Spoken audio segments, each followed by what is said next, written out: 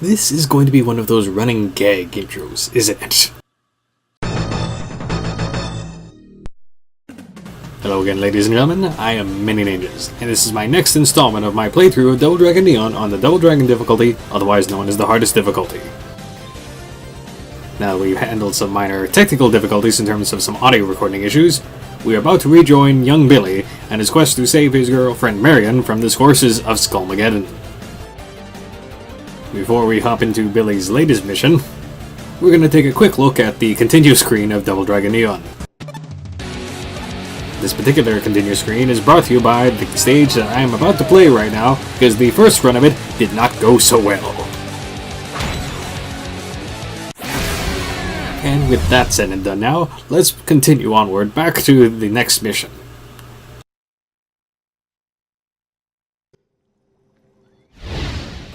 And every 2 stages or so, the game decides to throw you a change of scenery just to mix things up a little. In this case, is no different. What is this? Some kind of lab? How very cheeky, Billy. That is exactly the name of the stage. Also, as a side note, Specimen 1987 refers to the original release year of the first Double Dragon. And speaking of Double Dragon callbacks, you might recognize this theme as the first mission theme from Double Dragon 2.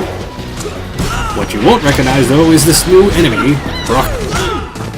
As if this Rocketeer ripoff was not enough of a pain to deal with due to the fact she's constantly flying around and thus is mostly unable to be hit with normal air attacks until you knock her down to your level, she gains a nice damage boost in Double Dragon difficulty, which actually makes her a potential threat.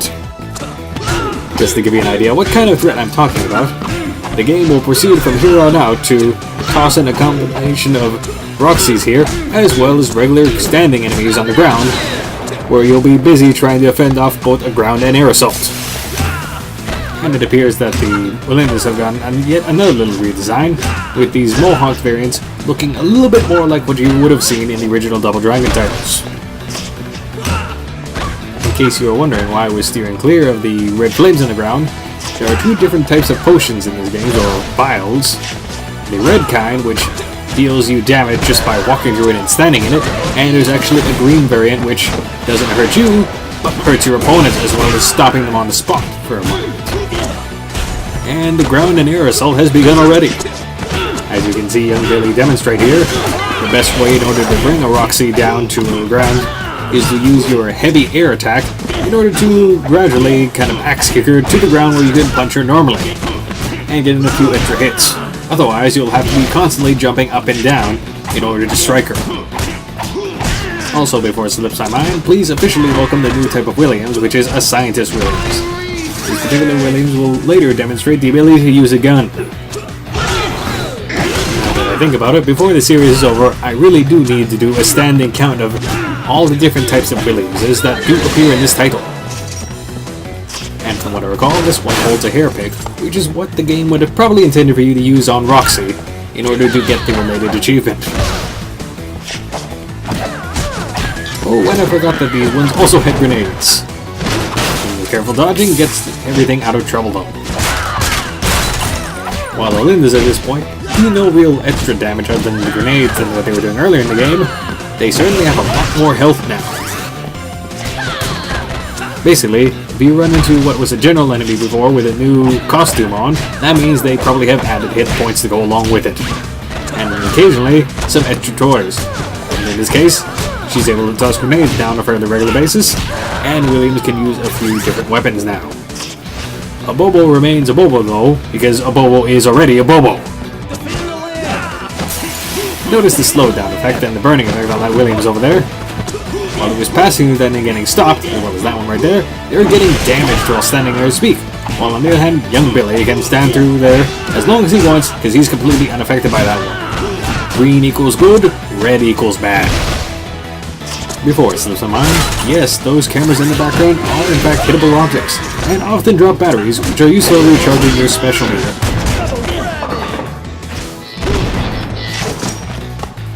Now that Billy has a baseball bat in his hand, it is time for random acts of juggling. Really, it's just a matter of timing there. I've actually done it for quite a bit longer. you can basically continue it until the bat breaks, just like that. And of course, we have Scientist Williams, who is kind enough to bring an extra bat with him, so let's strip him of that bat and have a little more fun.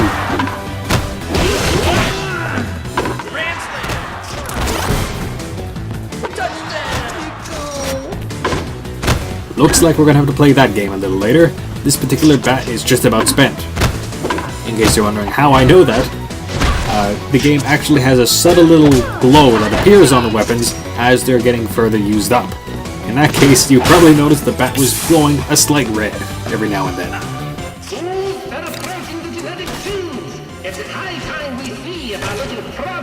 And now the game has decided to throw an extra little obstacle in there in the form of these little flying missiles that are going across the screen.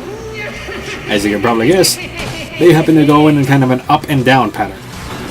And for those that remember from Double Dragon 2, we have these things, which I don't remember the name of. Some sort of crane hand thing coming from the ceiling. Which, as you can probably guess on this difficulty, if they are landing on you, it will hurt quite a bit. Fortunately, the same amount of damage can be said to the opponents. Not so fortunately, they have a lot more health this time around, so it isn't exactly the instant kill it could have been on earlier difficulties.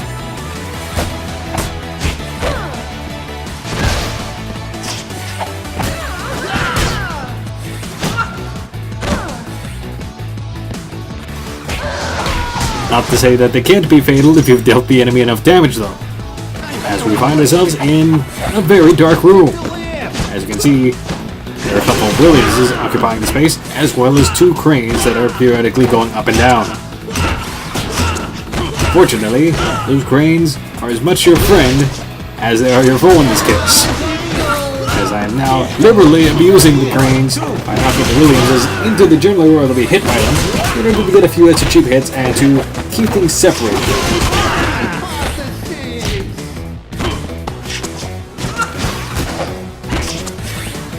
And it doesn't hurt that the AI for this game allows them to cartwheel into the cranes and heavy bases. And now you just kind of got an idea how much damage it can potentially deal to you. Ouch! As I now go into the next part of the stage with basically no health. Hopefully something soon. Well, at least the 1-up is a good place to start anyway. But I now need to go through the next little bit, hoping I'll run into some sort of a health power-up, because I am literally one hit away from dying on this particular life. And of course, that happens to be exactly when the game decides to throw in enemy bombardment. Just mildly.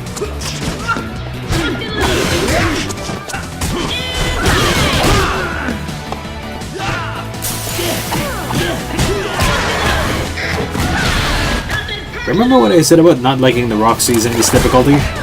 That's an example why. On the bright side, at least it was a good thing that I did pick up that extra 1-up just before this particular segment, which means we still have 3 good lives to work with, as they continue to throw more ground and air enemies at us. As you've probably been able to tell, the key problem is not so much dealing with the ground enemies, but really just the Roxy, who ineffectively just dive bomb you at any given moment. Basically, if you can get rid of any and all Roxys that are present on the screen at once, that just leaves the ground enemies, who on their own are quite easy to deal with. Because at least at that point, you're just dealing with people that are on the ground. You can kind of jump and roll to get away. Whereas with the Roxys, they can kind of hit you at any point. Mind you, then you go and die to a Linder like that, and leave yourself with only 2 good lives to work with. No, ladies and gentlemen, those are not typos. Please welcome Bimmy and Jammy.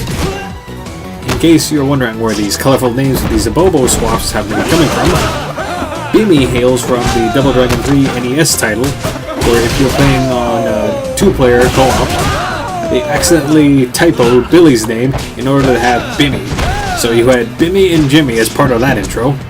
And well, Jammy was kind of a purposely made error name for this particular title.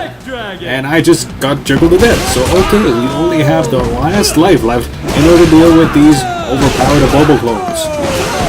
Although, I should mention, as they are Abobo clones, they have the regular moveset, as well as a flying knee attack stolen from the Double Dragon twins themselves. which makes them actually particularly dangerous. I believe they also might be able to use certain weapons. Fortunately, once you manage to get rid of one of the oversized brothers, it becomes a fairly standard Bobo fight at that point.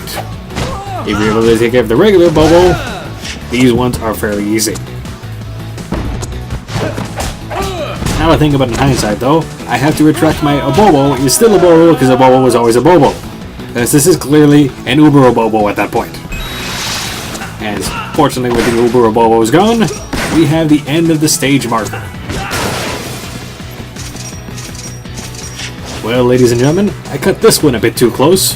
Hopefully, Mission 8 will prove a little bit nicer. Join me next time on the Double Dragon Neon playthrough, where we go into Mission 8, which is more of this silly lab nonsense.